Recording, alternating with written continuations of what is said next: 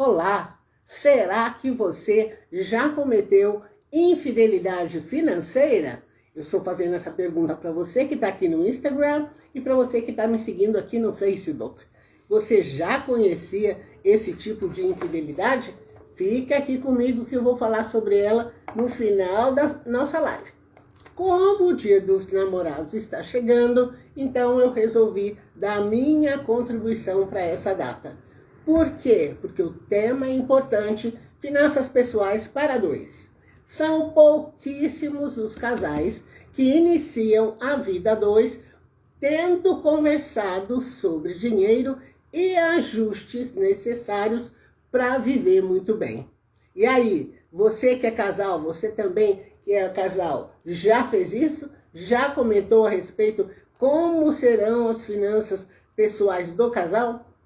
Geralmente não se fala. Não se fala. Um momentinho só.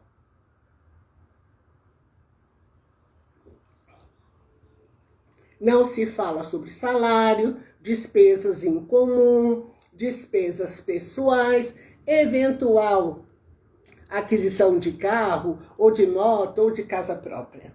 Pela nossa experiência de mais de 15 anos, já vimos muitos casais discordando e muito sobre os gastos excessivos de um deles, né? De um dos componentes do casal, inclusive sobre infidelidade financeira, que vou falar mais adiante.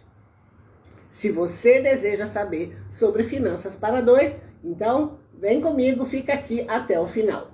Eu sou Evanilda Rocha, consultora financeira, e desde 2004 eu atendo famílias, casais, pessoas a lidar muito bem com o dinheiro delas. Mas hoje o tema é finanças pessoais para dois. Dia dos Namorados chegando aí pertinho. O que você, que é casal, que participa do casal, ou você aí que conhece casais, o que você precisa anotar aí? Quem sabe você já fez tudo isso. Eu fiz uma bela lista aqui de coisas que os casais devem conversar.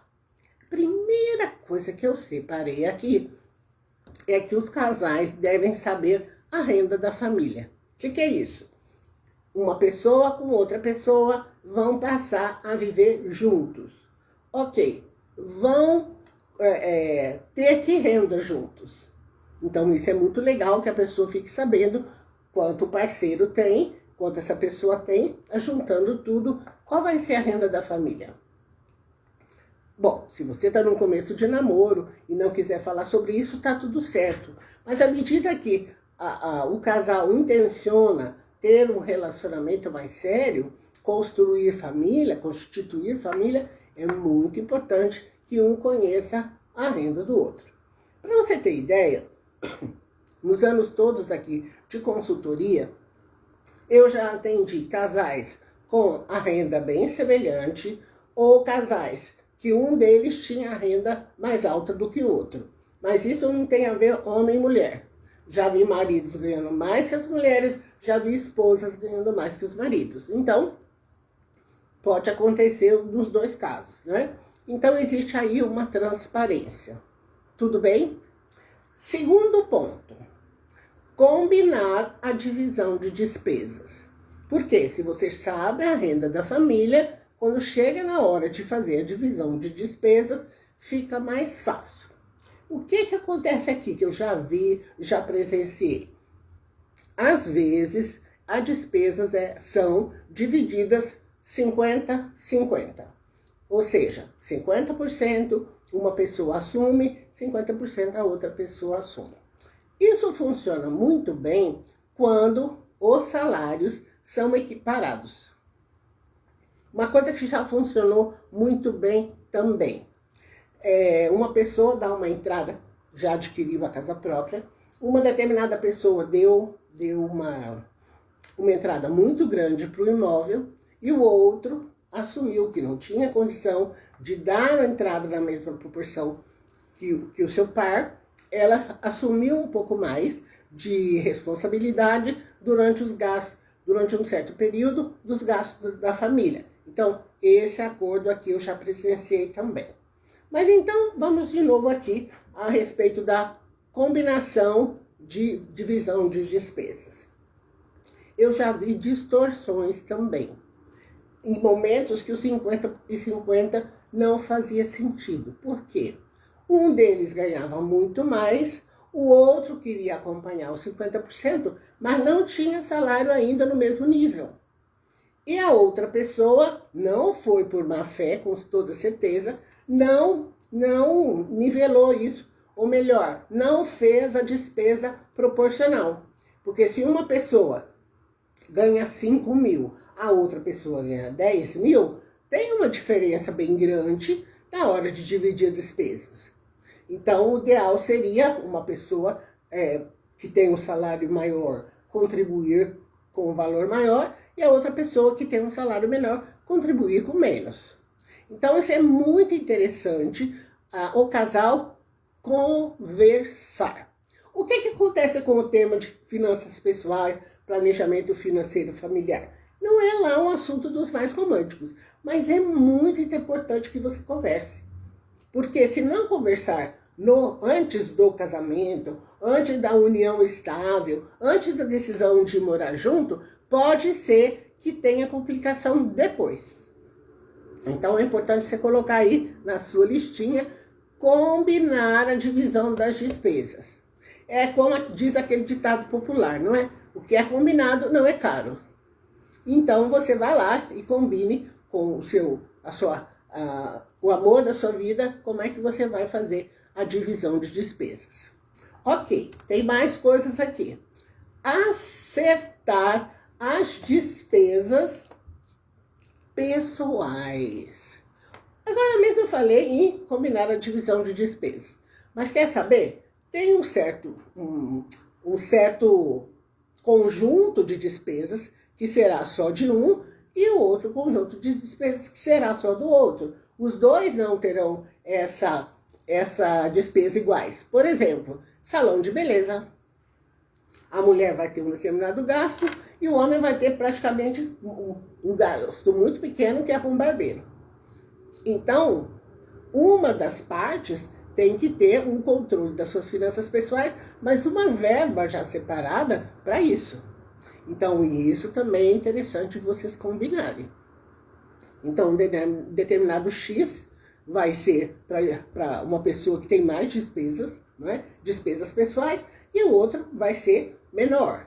Então, é legal vocês conversarem e definirem como é que vai ser isso. Acertar despesas pessoais. É muito legal também, no casal, ter um certo valor, vocês escolhem esse valor por mês, que ninguém precisa justificar. É um valor secreto, secretíssimo, porque às vezes você quer dar um presente para o seu príncipe encantado, para a sua princesa, e você não quer saber, não quer que ele saiba, quer fazer uma surpresa. E aí, se você compartilha tudo, você não vai conseguir fazer essa surpresa. Então, você pode combinar um valor X, que é um valor secreto. Não precisa compartilhar com seu cônjuge, com seu noivo, com a sua namorada. Não precisa compartilhar. Mas vocês combinam, que é aquele valor secreto que é só seu. Claro, não precisa ser uma fortuna, mas um valor que vocês vão manter em segredo, que não precisa justificar absolutamente nada. Eu acho que isso tem muita valia. Outro ponto, manter o controle financeiro. Então, nós já falamos aqui sobre saber a renda da família, falamos sobre combinar a divisão das despesas, falamos sobre acertar as despesas pessoais e agora vamos falar sobre manter um controle financeiro. Nas minhas experiências aqui, o que eu já vi? Que nos casais, geralmente, um tem mais facilidade que o outro para fazer esse controle financeiro. E um se propõe a fazer o controle financeiro e o outro entrega tudo para o parceiro ou para a parceira fazer o controle. Até aí está tudo bem. Mas não pode deixar que o outro faça tudo. Tem que participar. Porque sabe o que pode acontecer? Essa pessoa que está fazendo um controle financeiro se sinta sobrecarregada. Ou sinta assim, olha, só eu controlo e a outra pessoa não faz nada. Então você precisa perceber que combinação, que acerto vai fazer bem para você. Vai fazer bem no seguinte sentido: o controle financeiro vai existir e a pessoa que controla o dinheiro não vai se sentir sobrecarregada. É importante, mesmo que você não faça toda a sua parte, pode ser que o seu parceiro, a sua parceira, te chame para trocar ideias. Isso é muito legal. Às vezes ela quer te contar: olha, eu fiz aqui o controle financeiro, olha como é que está. Olha como é que está a nossa vida. Está tudo equilibrado como a gente tinha planejado. Ou a gente precisa segurar aqui um pouco mais porque tem gasto excessivo nessa conta. Então, tudo, vamos dizer assim, é no sentido de ter uma certa camaradagem. Porque se você sobrecarrega a pessoa que faz o controle, ele também pode achar que essa pessoa, tá tudo nas minhas costas. Então é preciso, mas olha só o que eu estou falando para vocês. Eu estou falando de finanças para dois, os dias dos namorados tá bem pertinho, mas eu estou imaginando isso ao longo do tempo, nos relacionamentos duradouros. Por quê? Porque isso vai se repetir. Então é importante que os parceiros troquem ideias a respeito desse controle financeiro, que a situação do casal seja conhecida. E também você pode estar falando: Ivanilda, você está insistindo, no fim das contas, não faz o controle, fica tudo certo, está tudo bem. Não é exatamente assim. Eu estou contando para você como é que acontece por aqui. Então, os casais, um deles pode se sentir sobrecarregado.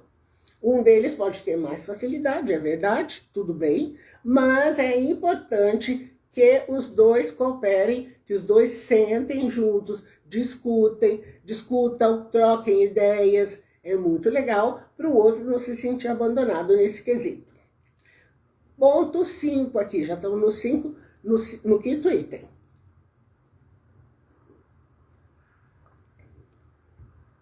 Esse aqui vocês já me ouviram falar muitas vezes. Construir uma reserva de segurança. E olha que esse é um ponto importante, porque quando há um casamento, hoje tem muitos casais iniciando a vida dois sem festas e só apenas com assinatura lá da união estável. E outros não, outros querem festa, outros querem uma festa mais modesta, vai variar de casal para casal. Mas uma coisa muito importante é ter reserva de segurança. E muitas vezes a reserva de segurança ela é gasta com o casamento. Casamento, festa, lua de mel, etc, etc. Então, se não foi construída uma reserva de segurança, comece a construir o quanto antes. Por quê? Eu sempre digo que a reserva de segurança é igual ao plano de saúde. A gente paga para não usar. Mas se precisar, está lá disponível para você. Então, se preparem para construir uma reserva de segurança. Outra coisa, criar metas em conjunto. Mas antes da gente chegar nessas metas em conjunto, muitos clientes me perguntam: Ivanilda, você é favorável de ter uma conta conjunta, de fazer tudo conjunto? Eu nem concordo nem discordo. Porque eu já tive aqui atendendo clientes nas duas condições, com conta corrente conjunta, com conta corrente separada, e deu tudo certo. Então, para mim, o mais efetivo é fazer uma escolha que funcione para o casal. Se os dois... já tive aqui também atendendo clientes assim. Um preserva a sua conta, o outro preserva a sua conta, e nasce uma terceira conta só para as despesas da família, do casal e todo o resto. Também já vi isso funcionando muito bem. Então, o que precisa? Primeiro, estabelecer o que vocês querem. O que for melhor para você está certo. O que não pode acontecer é conta ficar no vermelho, é pessoas ficarem endividadas, é não ter planejamento financeiro, essa descontrolar no cartão de crédito. Isso, conta conjunta ou conta separada, não é que isso que vai resolver. Então, quando se fala em cuidar bem do dinheiro, é cuidar bem do dinheiro ao longo da vida toda. Agora, estava falando então de criar metas em conjunto. Porque o casal pode ter um conjunto de metas que ele deseja alcançar. Mas cada um indivíduo, com a sua essência, às vezes profissional, com seus hobbies, ele queira outras coisas e não só aquelas coisas que o casal deseja. Então é muito legal fazer metas em conjunto do casal e metas separadas. Vou dar exemplo. Então, às vezes, o casal quer ou trocar de apartamento, ou trocar de carro, ou comprar uma televisão bacana, não importa. É um desejo do casal. Mas, às vezes, um deles, ou o homem, ou a mulher, ou o que for, precisa colocar no plano profissional um MBA, ou uma pós-graduação, ou um curso de idiomas. Então, isso é uma necessidade de um e não necessariamente a necessidade do outro. Então, isso precisa ter um plano, precisa ter uma meta, etc. Mas tem planos em conjuntos, é muito legal. Ah, e outra coisa, às vezes o casal decide ter filhos. Então, mais do que nunca, esse é um plano em conjunto. Então, criar metas em conjunto é muito importante do ponto de vista do planejamento financeiro, mas é muito importante como casal. Porque se o casal já tomou decisão de ter filhos, vai ter filhos, então precisa pôr isso no planejamento do casal. Quando isso vai ocorrer, se tem o plano de saúde mais adequado, se a casa vai estar pronta para receber o bebê, se vai ter um quarto a mais. Então, tudo isso é decisão em conjunto do casal. O último item aqui, agir em parceria. Isso mesmo. Então, um ser parceiro do outro. Não adianta ter feito lá as metas em conjunto e fez todo o controle financeiro, etc, etc, etc. Se você combina o modo de agir e o parceiro faz tudo totalmente diferente. E aí? Vai dar confusão, vai dar complicação. Especialmente se um dos parceiros for muito certinho, gostar de tudo muito arrumadinho, e o outro vai lá e faz uma bagunça só. Então, isso vai dar confusão. Vamos lá ver o que eu já falei para vocês aqui. Eu já falei a respeito de saber a renda da família, combinar a divisão de despesas, acertar as despesas pessoais, manter controle financeiro, construir reserva de segurança, criar metas em conjunto e agir em parceria. Vamos fazer de conta que vocês são um casal, você e uma outra pessoa formam um casal e vocês estabeleceram determinadas metas. Por exemplo, estão num apartamento menor, estão adquirindo um apartamento maior e vocês estão se preparando muito, muito seriamente para dar a maior entrada que for possível, porque vocês querem obter um financiamento imobiliário menor que vocês conseguirem. Isso está combinado, todo o casal, um e outro, estão lá fazendo os seus esforços para ter um volume de dinheiro guardado para dar uma bela entrada no imóvel.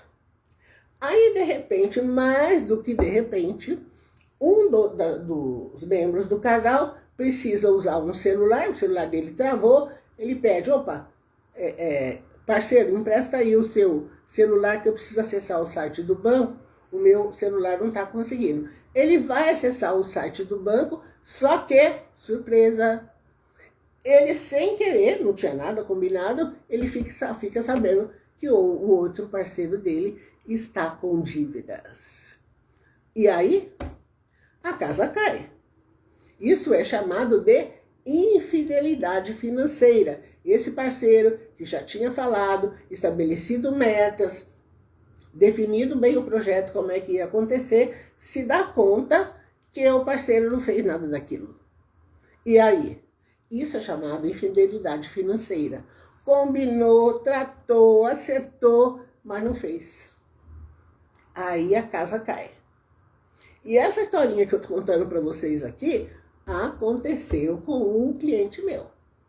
Sim, porque quando ele veio passar aqui em consultoria, ele me contou essa situação. Eu disse, olha, o seu parceiro não sabe do seu endividamento, ele tem um controle muito arrumadinho das coisas, ele leva assim a vida financeira assim, no capricho, e você não está fazendo isso, é melhor você contar. É melhor você contar, que é melhor ele ficar sabendo por você. Ah, mas não deu outra. Em pouquíssimo tempo, sem querer, ele ficou sabendo. A casa quase caiu. Por quê? Porque ele tinha combinado uma determinada coisa que não aconteceu, mas tinha combinado. E com um excelente propósito, que era trocar de imóvel por um imóvel maior. Olha que situação. Então isso dá discórdia, isso dá até separação. Então é muito, muito, muito importante que vocês deem atenção das finanças a dois. Se você tem namorado, se você tem noivo, noiva, parceiro, o que for. Olhe para as finanças do casal.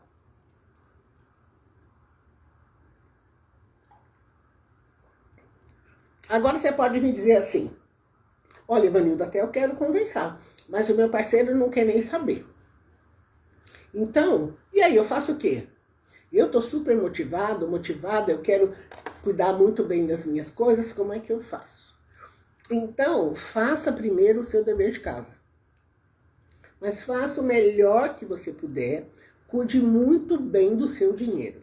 Isso é a primeira coisa que eu recomendo para você. Porque o que acontece?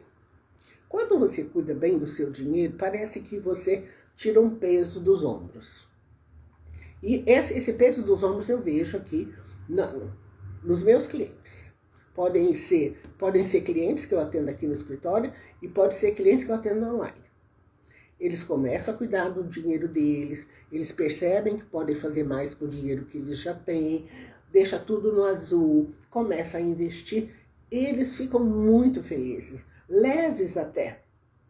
Não é que ficaram milionários, não é isso, mas eles têm mais estabilidade, eles têm mais confiança, eles sabem as regras do jogo do dinheiro. E aí, o que vai acontecer? A outra pessoa não está vendo isso. Aliás, não está vendo não, ela vai perceber isso ao longo do tempo e vai te perguntar, o que está acontecendo? Porque você sorri mais, você se sente mais equilibrado, é natural. E é bem provável que ela chegue para você e pergunte o que está acontecendo. O que você está fazendo que você está assim tão livre, leve, solto ou solta. E isso já aconteceu, tanto com esposo quanto com esposa. Então, cuide muito bem do dinheiro, todo e qualquer dinheiro que passe pelas suas mãos. E aí, se for o caso, quando a pessoa vier te perguntar, você com todo o carinho do mundo dá aulinhas e ensina para outra pessoa lidar com o dinheiro. Porque em casais tem uma coisa muito interessante. Vamos dizer, vem de famílias diferentes e de históricos diferentes. Então, a nossa perspectiva de dinheiro, ela é formada até os 7 anos. Isso tem a ver não só com dinheiro, valores, até no final da primeira década de vida, é que nós absorvemos muita coisa, inclusive nossos valores. Então, se a pessoa viu que na família dela o dinheiro é importante, que viver endividado está tudo bem, e que dinheiro é muito sacrificado para ganhar, e uma série de conceitos, ela adulta, ela não vai perceber isso, mas esses conceitos estão dentro dela. Então exige mesmo muito carinho, muita paciência, muita compreensão, porque você vai precisar trabalhar esses conceitos dentro da pessoa. E você pode dizer, mas isso está mais claro, a pessoa já está adulta. Pois é, mas as crenças estão lá. Então elas precisam sair daquelas crenças antigas e entrar com as crenças novas.